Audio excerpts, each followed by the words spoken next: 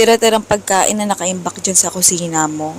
Tara, gawin nating masarap na pagkain yan at pwede mo rin pagkakitaan. Oo, kung gusto mo itinda. Oo. Okay. Ayan, una, ito kasing patatas namin, sobra yan nung New Year pa. Actually, January 7 na ngayon. January 7 or 8. O, diba? Bongga. 1 week na mahigit. Tas yung carrots, yan yung mga natira nun. So, binabad ko lang yan sa tubig, tas nilagay ko sa chiller. Tapos, ayan, hindi siya nasira agad. Ganun lang gawin nyo.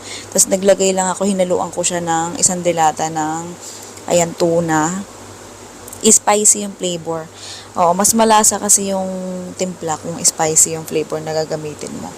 Oo, tas halu-haluin lang natin siya. At syempre, hindi pa dyan natatapos. Kailangan natin ng pampalasa. Napansin ko kasi na masa siya kasi binabad ko sa tubig, 'di ba, yung patatas carrot. So lagyan ko siya ng itlog, harina, ayan, betchin, tapos asin.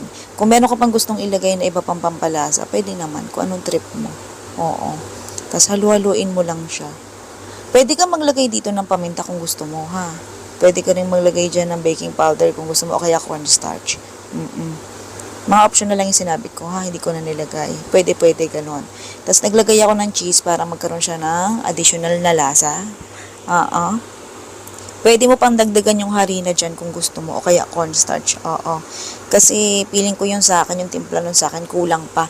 Kasi medyo nagtutubig siya dahil nga, 'di ba, binabad ko sa tubig yung patatas tsaka yung carrots. So, yun lang yung pwede mong gawin. Tapos, as usual, dahil tira-tira nga yung ating patatas at carrots, so yung mantika dapat tira-tira din para it's atay. Oo. Okay, yung itlog stock din yon. Huwag kayong mag-alala. Lahat ng mga pinangrekado ko rito, lahat stock. Tapos ayan, iprito lang natin. Pwede mo siya iprito kahit konti lang mantika, ha.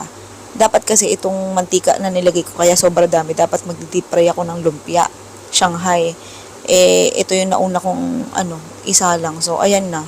Lunod na lunod. So, ganyan pala mangyayari sa mantika mo kapag used na or gamit na. Mabula-bula na siya. Pero malinaw-linaw pa rin naman. Oo, pwede pa rin yan. Oo, shoutout sa mga dukha na katulad ko. Kumusta naman? Oo. Kahit magkaroon ka na, ayan, kakapit pa rin tayo sa tera-tera. Oo. Okay, sa mga gustong ibenta to, syempre gamit kayo ng bago. Oo. Ayan, di ko nalagay yung costing. Wala na ring recipe. Ikaw na bahala. Dali-dali lang eh. Basta kung anong tira-tirang meron kang pagkain dyan sa rep o sa kusina mo, gawan mo ng paraan, huwag basta tapon. Okay, sige na, goodbye, good luck. Love you.